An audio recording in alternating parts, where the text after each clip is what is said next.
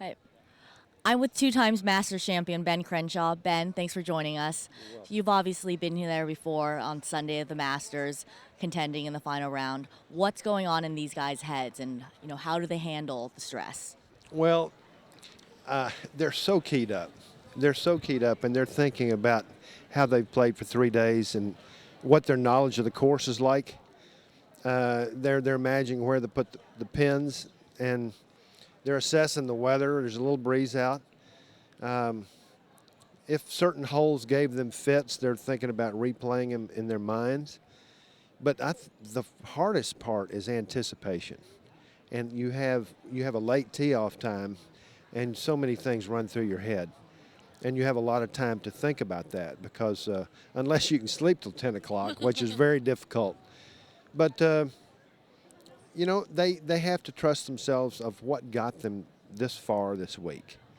They have to polish on some things that it's from Jonas Blix. I played with him the first 2 days. He played beautiful, but he said that his driving needs to be better. He said it yesterday afternoon when he finished, but he's a marvelous player. Of course, I'm rooting for Jordan Spieth. I know him, and he's so young, but he's so talented. He does have the capacity to do it, I believe. And Bubba, in his case, I know that he's trying to get his pace on the greens better. I think yesterday afternoon everything started really drying out and very fast, and I think everybody was a little trepidatious about running the ball by on an approach putt. So one of the great aspects is just that approach putting on this course, because you're going to hit some irons that look very good, and they're going to slip off maybe 25, 30 feet. Those are the times where to cover yourself. If you hit, what makes you feel great is to hit a great approach putt and tap it in. It calms you, so you can go to the next couple of holes. So, again, though, there's certain times where you have to take chances, and you have to gear yourself up, and you've got to trust yourself.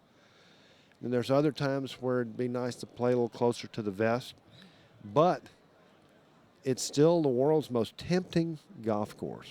You can sit back there with a 7-iron, 160 yards. He said, I know I can get this ball in there.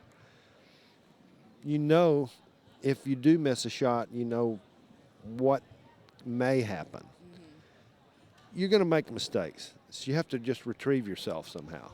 Going on that, we always see year in and year out, we see so much drama on the back nine. Is this the most dramatic back nine in golf?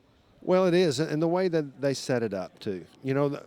I think they've done a beautiful job in the last, say, dozen years, playing very difficult the first 2 days. They ease it off a bit the third day, so it provides more aggression of play. And then, but today, with everything on the line, with so many things that could change, you've seen a lot of fluctuations in the numbers. And when somebody makes a great aggressive play for a few holes, they see some numbers go up, and that makes everybody else take chances too. So it's fascinating the way that happens.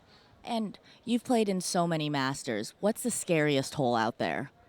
Well, ironically, it's always, to me, the 12th hole, which is the shortest hole on the course. But it's you really never know until the ball lands. You always feel like you're half a club off one way or another, and you know where to place the ball. And we've all seen so many good shots that have ended up disastrous, and you just go, it's just amazing that a torturous little hole like that can, in the era of power golf, it's amazing how that works itself out. So it's tough. That's what makes that hole so great, though, right, too? And Jordan Spieth, who you said you're rooting for, obviously, he has the chance to become the first guy since Fuzzy Zeller in 1979 to win the Masters in his debut. Do you remember 1979, and do you see any similarities between him and Fuzzy's games? Well, I tell you what, I can remember this, that Fuzzy Zeller was playing very well. He made the decision he said, I am just going to listen to my caddy the whole week. And I think his name was Jeremiah Beard, I believe. But he said, I relied on him the whole week. It was amazing to me all the years where you had to use a club caddy. They possess so much knowledge. It's unbelievable. I mean, I'm a great example of that. Carl Jackson, it's his 53rd Masters this year, caddying for me. We've been together since 1976. Whatever I've done here, I've leaned on him so hard, it's unbelievable. But he did listen to his caddy. Hey, that says something. Great. Thanks so much for your time, Ben. Thanks. You too. That's fascinating stuff.